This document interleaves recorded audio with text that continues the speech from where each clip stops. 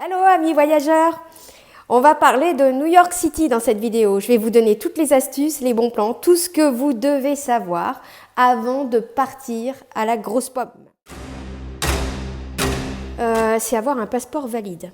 Parce qu'en fait, on dit que la validité d'un ressortissant étranger doit couvrir une période de 6 mois au-delà de la date prévue pour son départ aux États-Unis. Alors c'est vrai pour certains pays, mais pas pour la France.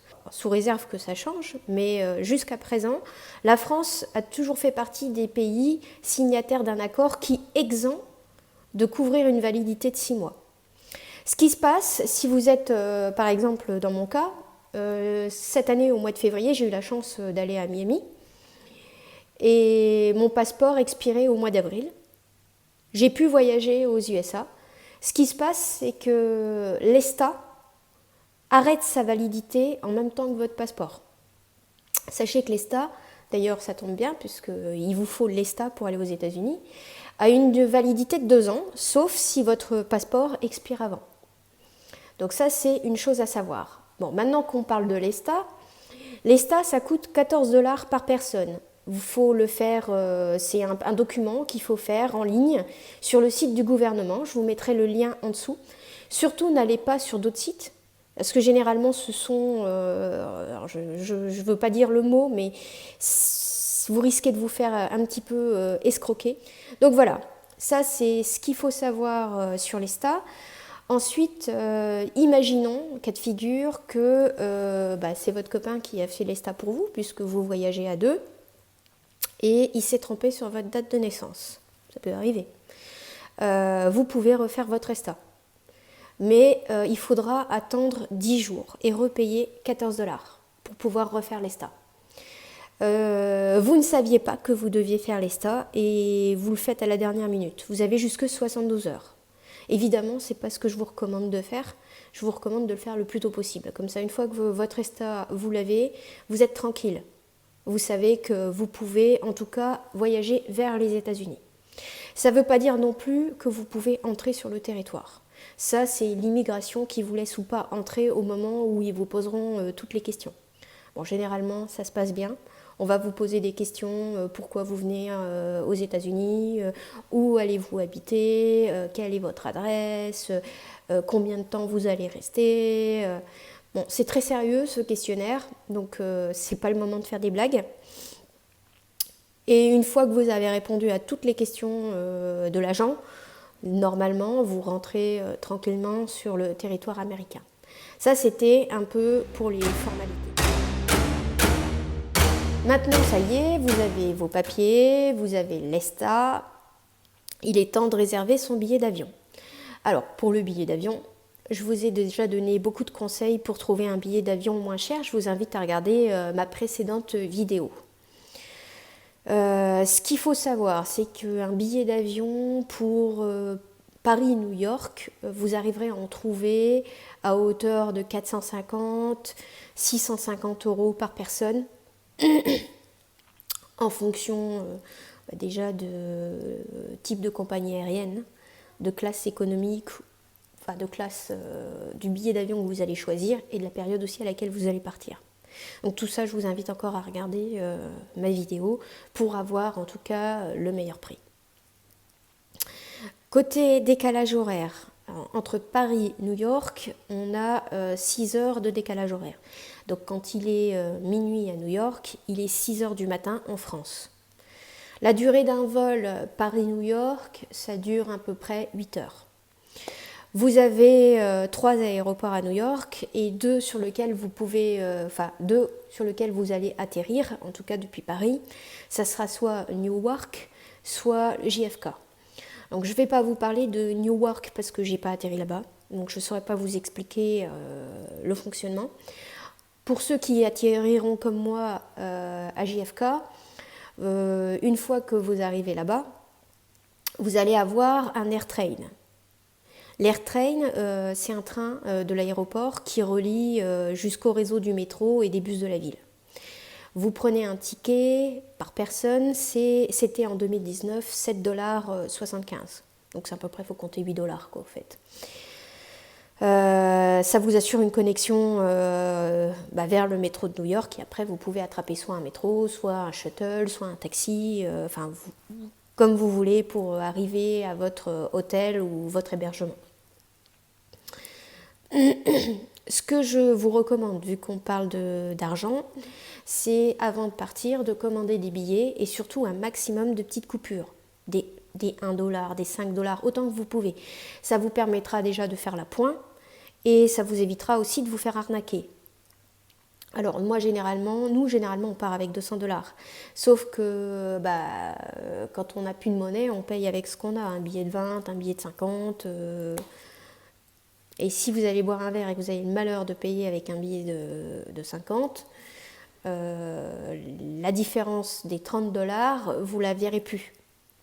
C'est très rare qu'un serveur revienne avec les 30$. Alors, il faut le demander, mais même si vous le demandez, c'est pas dit qu'il fasse. Il peut faire celui qui n'a pas compris et se prendre les 30$ en pourboire. C'est pour ça que je vous encourage à avoir beaucoup de change, beaucoup de liquidité, de monnaie, pour pouvoir vous donner ce que vous voulez en pourboire. Quand vous allez payer en carte bleue, des fois on vous demandera débit ou crédit. Débit ou credit. Dites toujours credit parce que vous n'avez pas de compte en banque aux USA. Donc c'est vous payez en credit. Sachez que quand vous allez, il y a de fortes chances quand vous allez au distributeur automatique, donc l'ATM ou la cash machine, il y a de fortes chances que vous ayez des commissions dessus. Donc quand vous prélevez, essayez de prélever 200 à 300€ d'un coup pour faire vos petites dépenses entre guillemets de la semaine ou des 2-3 jours à venir quand vous aurez besoin de payer en liquidité. Tout à l'heure, je parlais on est toujours aux États-Unis. Il faut aussi savoir que lorsque les prix sont affichés, ils sont affichés hors taxe.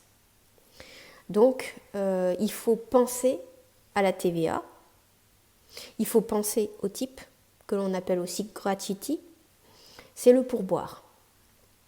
Donc dans les restos, même dans les supermarchés des fois, dans les restos, on va vous demander de verser un type. Alors généralement au restaurant, le type est de 15, 18 ou 20%. 15% c'est quand vous n'êtes pas content. 18 vous êtes moyennement satisfait et 20% vous êtes quand même satisfait. Il faut savoir que les Américains, généralement, ils laissent un pourboire, qui se situe entre 20 et 25%. Ils sont très généreux. Et puis en même temps, ils n'ont pas le même niveau de vie que nous. Et il faut aussi savoir que le serveur a un salaire fixe relativement faible. Donc en fait, il fait son salaire avec le type. L'hébergement aux États-Unis est très cher. Je vous invite d'ailleurs, quand vous passerez devant les vitrines d'agences immobilières, de regarder un petit peu le niveau de vie et le coût d'un loyer aux États-Unis. Donc si vous voulez payer moins cher votre hébergement, la première astuce, c'est soit à l'auberge de jeunesse, soit à une chambre chez l'habitant via, par exemple, Airbnb. Ou vous pouvez également passer par Booking et trouver un hôtel à prix correct. Je dis prix correct, oui et non. En fait, il faut savoir que plus vous allez vous éloigner de la zone touristique, moins vous paierez cher. Vous paierez cher quand même, mais un peu moins. Sauf que cet argent-là, de toute façon, vous allez le donner en temps et dans les transports. Après, ça dépend. Si vous avez la Metrocard, vous payerez un forfait à la semaine, vous ne verrez pas trop la différence. Mais c'est le temps et la fatigue que vous allez perdre dans les transports en commun qu'il faut aussi arbitrer. Donc ça, c'est la première astuce, c'est plus vous vous éloignez, moins vous payez cher, ça c'est sûr. Et après, il y a la période. C'est sûr que si vous allez au mois de décembre, vous aurez plus facilement la possibilité de vous payer un hôtel en plein cœur de Manhattan avec une super vue sur Times Square. Alors que si vous allez au mois de septembre, ça ne sera pas du tout le même prix pour cet hôtel. Mais encore une fois, est-ce que vous avez envie de voir New York sous la neige Est-ce que vous avez envie de porter un gros manteau d'hiver sur le bateau pour vous rendre sur la Statue de la Liberté? Est-ce que vous profiterez autant de New York sous la neige? Ça, c'est un arbitrage. C'est à vous de voir. Mais c'est sûr que si vous partez hors période touristique, quand la météo est moins clémente, vous aurez des prix beaucoup plus sympas. C'est comme tout. Donc tout ça, ce sont des arbitrages que vous devrez faire et auxquels vous devrez penser pour arriver à trouver un bon compromis de budget. Donc pour le transport, l'option pour payer moins cher, c'est de prendre la carte en illimité. Donc si vous êtes 7 jours à New York, la carte coûte 33 $ pour les 7 jours. Si vous êtes au-delà de 7 jours, vous devrez prendre la carte qui est valable pour 30 jours et elle est à 127 $. Et vous avez aussi les express bus pour 62 $. Donc renseignez-vous bien, regardez bien le timing dont vous en aurez besoin. Après, faites un calcul. Est-ce que si vous êtes au-delà de 7 jours pour 10 jours, est-ce que ça vaut le coup de prendre les 127 $ pour les 30 jours pour faire 13 jours à New York, ou est-ce que ça vaut pas le coup de faire 7 jours à 33 $ et après payer les tickets à l'unité? Tout ça, ça se calcule. Donc ça, c'est à vous de voir sur place. Mais en tout cas, 7 jours, ça c'est sûr. La carte à 33 $, c'est un bon investissement. À New York, on marche beaucoup. Alors pour l'anecdote, oui, on marche beaucoup. Moi, je me souviens que j'avais mis des petites chaussures que je venais d'acheter en France. Au bout de 2 jours, j'avais les pieds en sang. Donc la première chose que j'ai fait, évidemment, c'est aller me racheter des chaussures aux États-Unis. Et évidemment, comme mon pied n'était pas fait, j'ai pas fini de souffrir pendant 4 jours avec mes nouvelles chaussures. Alors forcément, mon pied a fini par se faire. Mais sachez que à New York, vous marchez énormément, comme à Paris, que ce soit dans le métro, que ce soit dans les rues de New York, pardon. C'est immense. Vous vous rendez pas compte, mais vous allez en faire des kilomètres. Donc surtout, ne faites pas la même bêtise que moi. Mettez des bonnes chaussures, des chaussures qui sont déjà faites à votre pied. Quel est le coût d'un repas à New York? Est-ce que manger coûte cher aux États-Unis? Et est-ce qu'on peut manger autre chose que des burgers? Moi, ma crainte aux États-Unis, c'était de manger que des burgers. Bon, maintenant, ça y est, je m'y suis fait. Mais on peut pas dire qu'à la base, j'étais fan des burgers. Hein. J'en mangeais une fois tous les 10 ans. Maintenant, à force d'aller aux États-Unis, c'est vrai que je commence à apprécier un peu plus ce sandwich. Mais c'est vrai que pour ma première fois aux États-Unis, qui était aussi également ma première fois à New York, l'idée de manger m'obnubilait. Je ne me voyais pas manger du fast-food tous les jours. Alors la bonne nouvelle, c'est que New York, c'est une très grosse ville. Et que qui dit très grosse ville, dit variété, dit choix. Donc vous pouvez manger tous les repas que vous avez envie de manger, toutes sortes de cultures, vous pouvez goûter toutes sortes de cultures. Enfin, c'est pas les restaurants qui manquent à New York et les spécialités culturelles. Donc ça, soyez rassurés. Si vous voulez manger sain, vous pouvez manger sain. Si vous voulez manger vegan, vous mangez vegan. Vous voulez manger sans porc, vous mangez sans porc. Vous voulez manger thaï, vous mangez thaï. Vous voulez manger chinois, japonais, enfin bref, vous trouvez de tout. Soyez rassurés. Vous n'êtes pas obligé de manger des hamburgers. Ça, c'est la première chose à savoir. La deuxième chose aussi, c'est que si vous avez un petit budget et que vous n'êtes pas réfractaire au fast-food, alors là, vous pouvez manger pour 3 fois rien. Juste pour vous donner une idée, un hot dog, c'est 3 $. Vous voulez prendre un petit déjeuner au Starbucks avec un petit gâteau, vous en aurez pour à peu près 8 $. Vous voulez manger une pizzeria, ça vous viendra à peu près à 15 $. Si vous commencez à prendre des boissons, tout ça, ça va passer à 25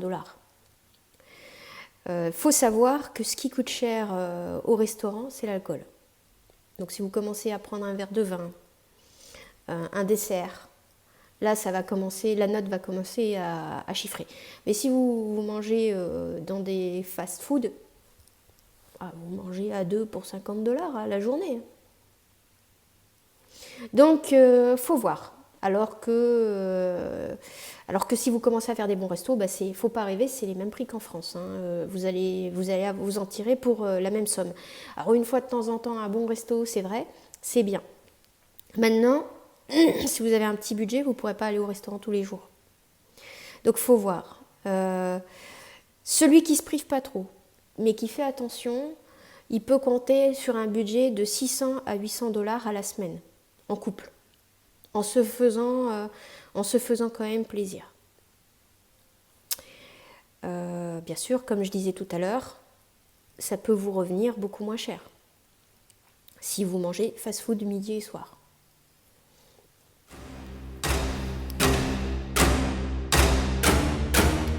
Donc toujours dans le budget, les sorties maintenant. Alors les sorties, il existe un pass qui s'appelle le New York City Pass. Il coûte à peu près 132 € pour un adulte et comptez 109 € pour un enfant. Alors moi je recommande de prendre le New York City Pass, je vous mettrai un lien sous cette vidéo, parce que il couvre en fait l'essentiel de ce que vous devez découvrir à New York. Donc dans l'essentiel, j'entends l'Empire State Building, le musée américain d'histoire naturelle, le Metropolitan Museum of Art, Top of the Rock, ou alors le musée de Guggenheim, la Statue de la Liberté et Ellis Island, ou alors vous faites une croisière sur la Circle Line, le mémorial et musée du 11 septembre, ou alors l'Intrepid Sea Air and Space Museum. Donc voilà, vous avez beaucoup d'activités qui sont comprises dans ce pass et qui vous permettent de profiter de l'essentiel à découvrir à New York. Ensuite, il se peut que vous ayez envie d'assister à un match NBA. Alors si vous avez la chance de le faire, je vous invite à le faire. Nous, pour notre premier voyage à New York, on était au mois de septembre et c'était pas la saison de basket. Donc on a juste visité le Madison Square Garden, ce qui était intéressant, hein. Mais c'est vrai que ça nous avait manqué de ne pas pouvoir faire un match de basket. Alors on s'est vite rattrapé en Floride, pour ceux qui suivent mes vidéos. Mais un match de NBA au Madison Square Garden, si vous pouvez le faire, faites-le. Vous arriverez à trouver des billets à partir de 50 €. Tout dépendra de la place que vous choisirez. Donc plus vous serez bien placé, évidemment, plus vous paierez cher votre billet. Mais bon, vous arrivez à trouver encore des prix abordables. Renseignez-vous, regardez. Je vous mettrai des liens encore sous la vidéo pour réserver vos matchs de basket. Vous pouvez aussi avoir envie d'assister à une comédie musicale à Broadway. Donc là, c'est pareil, hein, vous arriverez à trouver des prix à partir de 70 €, voire plus. Tout dépendra encore de l'emplacement, de ce que vous allez voir. C'est un budget quand même. Donc on va dire qu'en moyenne, pour bien profiter des États-Unis avec un budget serré, il faut compter pour un couple sur une semaine un minimum de 3 000 €. Budget serré. Pour un budget moyen à la semaine où on en profite bien, où on se fait des bons restos de temps en temps, on va boire un coup, 5-6 000 $. 3 000 $, hein, pardon, tout à l'heure j'ai dit 3 000 €, mais 3 000 $. Et budget large, alors là c'est illimité, hein, vous faites même un petit tour en hélicoptère, vous faites plaisir, vous pouvez y aller jusque plus de 9 000 € tranquille. New York, pour dépenser son argent, c'est pas un souci, hein. Les États-Unis, c'est une machine à cash, hein, quand on est là-bas, on n'arrête pas de dépenser, hein. Le dollar ça y va, hein. Tout est fait pour le business de toute manière. Donc oui, les États-Unis ça coûte cher, New York aussi. Il faut, je pense, mettre un petit peu de côté pour se faire plaisir parce que c'est un gros voyage, on ne va pas y aller tous les ans, tout le temps. Et si ça doit être la première fois, il faut essayer de mettre un maximum de côté pour bien en profiter, sur place. C'est dommage d'être frustré et de regarder et se dire « Ah, si j'avais su », mettez de côté. Faites-vous un beau voyage, profitez. Voilà, ça serait mon conseil. Allez-y avec un budget le plus large possible, ce que vous pouvez mettre de côté, quitte à pas y aller, prévoyez à l'avance. Faites-vous plaisir. Alors, pour un premier voyage aux USA, qu'est-ce qu'on peut mettre dans son planning? Enfin, en tout cas à New York. Alors, l'Empire State Building, évidemment, c'est une montée à faire. Donc, si vous avez pris le New York City Pass, comme je vous ai dit tout à l'heure, vous pouvez regarder bien votre ticket. Vous pouvez y aller le matin et la nuit. Avoir une vue sur tout New York le matin et la nuit. Donc, si vous n'êtes pas trop fatigué, faites-le. Ça peut être sympa. Une montée du Top of the Rock. Comme ça, vous avez une belle vue sur tout Manhattan. Évidemment, une balade ou même un jogging à Central Park. Un arrêt à Broadway et une bonne balade dans le quartier de Soho. Un petit tour à Times Square, de nuit de préférence, mais même de jour, hein, c'est sympa. Un arrêt à Union Square qui va vous rappeler un petit peu l'Arc de Triomphe. Un match de NBA, alors ça je ne saurais que vous le recommander, rien que pour le show. Un spectacle à Broadway, pourquoi pas. Traverser évidemment le Brooklyn Bridge.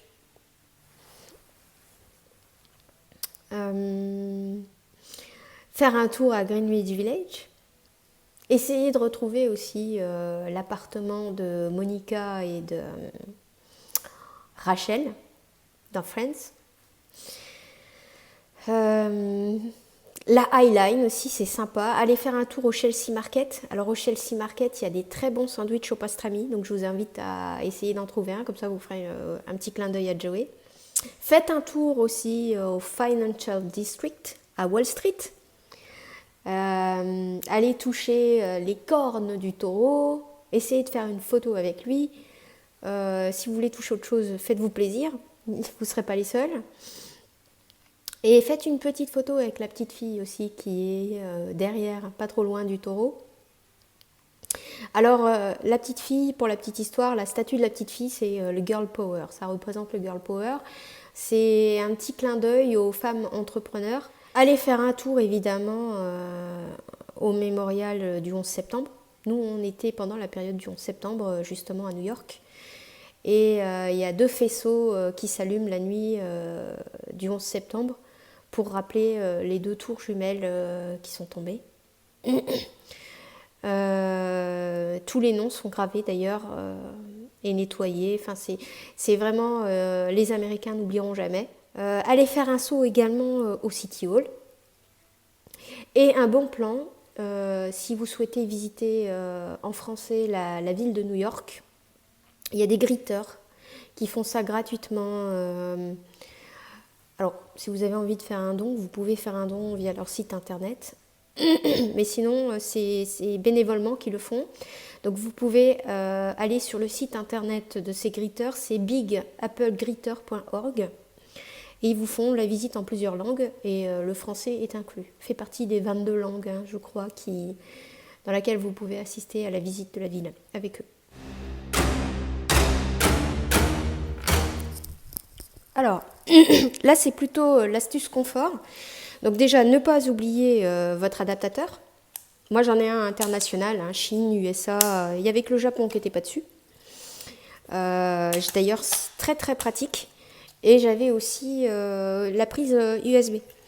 Donc moi je vous recommande de prendre un adaptateur évidemment pour les USA, parce que de toute façon si vous voulez brancher quelque chose, vous n'avez pas le choix, il vous faut ça. Et une multiprise, ce qui vous permettra de mettre plusieurs appareils à brancher en même temps. Donc vous branchez après la prise de votre multiprise ici, et vous pouvez tout charger quoi au fait. Donc voilà, ça c'est l'astuce pour la valise. Après, quand partir à New York? Alors la saison, j'ai envie de dire, c'est vous qui voyez, hein, en fonction de votre budget, dans quel état vous voulez voir New York.